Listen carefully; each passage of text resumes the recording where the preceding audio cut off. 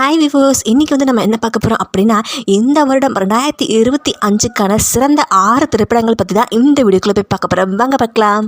2025க்கான சிறந்த 6வது இடத்துல பிடிச்சிருக்க படம் எதுன்னு பார்த்துக்கிட்டிங்கன்னா மத்தகத்த ராஜாங்க. இது வந்து அப்ராக்சிமாக 56 கோடி வந்து வசூலாயிருக்காமாங்க. அடுத்து 2025க்கான சிறந்த 6 திரைப்படங்களில் 5வது இடத்துல பார்த்தீங்கன்னா காதலிக்க நேரம் இல்லைங்க.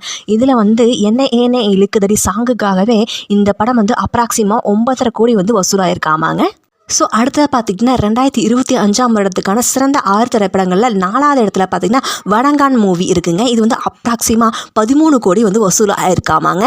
ஸோ அடுத்ததாக பார்த்திங்கன்னா 2025ஆம் வருடத்திற்கான சிறந்த 6 திரைப்படங்களில் 3வது இடத்துல பார்த்திங்கன்னா விடாமுயற்சி மூவி இருக்குங்க. இது வந்து அப்ராக்சிமாக 138 கோடி வந்து வசூல் ஆயிருக்காமாங்க. ஸோ அடுத்ததாக பார்த்திங்கன்னா 2025ஆம் வருடத்திற்கான சிறந்த 6 திரைப்படங்களில் 2வது இடத்தை பிடிச்சிருக்க படம் பார்த்திங்கன்னா குடும்பஸ்தன் மூவிங்க. இது வந்து அப்ராக்சிமாக 25 கோடி வந்து வசூலாயிருக்காமாங்க. ஸோ அடுத்ததாக பார்த்திங்கன்னா 2025ஆம் வருஷத்துக்கான சிறந்த 6 திரைப்படங்களில் முதல் இடத்தை பிடிச்சிருக்க படம் எதுன்னு பார்த்திங்கன்னா டிராகன் மூவிங்க. இது அப்ராக்சிமாக 115 கோடி வந்து வசூலாயிருக்காமா.